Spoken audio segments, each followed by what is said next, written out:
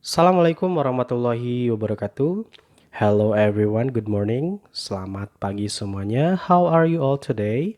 Gimana kabarnya semuanya? Saya doakan mudah-mudahan kita semua selalu dalam keadaan sehat dan juga semangat dalam menjalani berbagai aktivitas di tengah kondisi pandemi COVID-19 ini.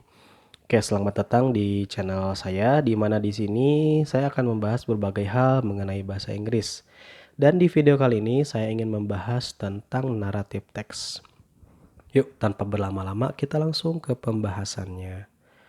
Oke, ketika kita ingin mempelajari naratif teks, teman-teman semua, ada beberapa hal yang harus kita pahami ya.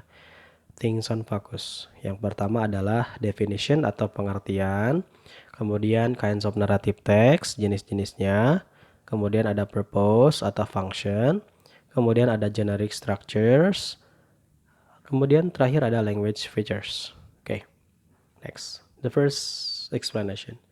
Definition. Jadi kalau didefinisikan, si naratif teks ini adalah sebuah teks yang menceritakan sebuah cerita yang mengambil latar tempat masa lalu ya, atau masa lampau. Dan biasanya ini tidak benar-benar terjadi ya, hanya sebuah narasi atau karangan. Oke. Kemudian ada kinds of narrative text, jenis-jenisnya ada fables, cerita hewan, ada folktales, ada myths, ada legends, ada fantasy, ada science fiction, juga ada fairy tales. Oke. Purpose, tujuannya. To give the readers or the listeners amusement or entertainment. Jadi tujuannya sih untuk menghibur ya, untuk menghibur para pembaca atau pendengar. Namun selain menghibur, ternyata naratif teks juga ada pesan atau hikmah di balik ceritanya gitu. Gak cuma untuk menghibur aja, tapi ada pesannya juga. Oke. Next, generic structure. Yang pertama ada orientation. Jadi struktur yang pertama biasanya ada orientation atau orientasi, di mana bagian ini menceritakan tentang tokoh-tokoh atau latar waktu juga tempatnya. Pengenalannya gitu.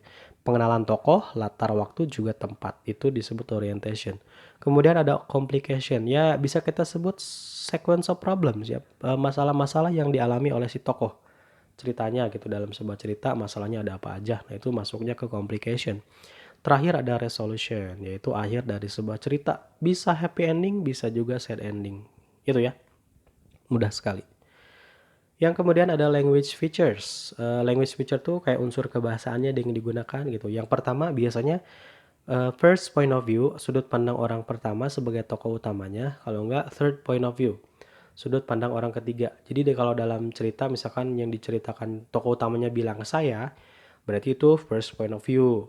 Kalau si di cerita itu penggunaan namanya dia atau nama kayak Cinderella, Pinocchio misalkan, berarti itu third point of view, sudut pandang orang ketiga. Uses specific name, jadi selalu menggunakan nama spesifik ya, karakternya gitu. Misalkan bawang merah, bawang putih, ande-ande lumut, terus ada Cinderella gitu ya. Jadi nggak orang itu, petani, nggak seperti itu ya. Tapi namanya gitu spesifik. Simple past, udah jelas ya karena latar tempatnya masa lalu. Jadi otomatis yang dipakai juga simple past ya, past tense. Kemudian time conjunction, one day, once upon a time, di awal cerita tuh biasanya long time ago, pasti itu selalu seperti itu ya. Yang kemudian ada uses connectives, menggunakan kata penghubung.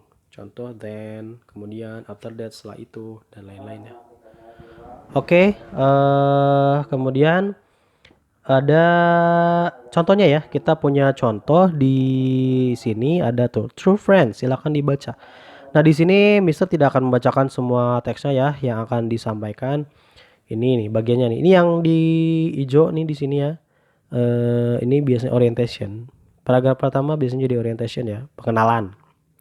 Yang kedua nih biasanya ada complication. Dan untuk cerita yang lebih panjang biasanya lebih banyak ya, ada sampai 4 sampai 5 paragraf mungkin. Kalau di sini cuma sedikit. Dan di sini adalah resolution atau akhir dari sebuah cerita. Dan di bawah ada message atau pesan ya. Loh, bisa kalian lihat ya contohnya ya. Oke, itu untuk naratif teks. Guys, tugas buat kalian ya. Seperti biasa ya, sebetulnya ini tugas buat kalian sendiri ya, buat kebaikan kalian. Tidak ngisi-ngisi soal dan lain-lain ya, silakan aja catat pembahasan ini di buku. Jangan di kertas lembar, di buku aja. Kemudian foto hasil catatan kalian kirimkan melalui WhatsApp seperti biasa. Udah gitu aja ya untuk tugasnya. Thank you very much. Assalamualaikum warahmatullahi wabarakatuh.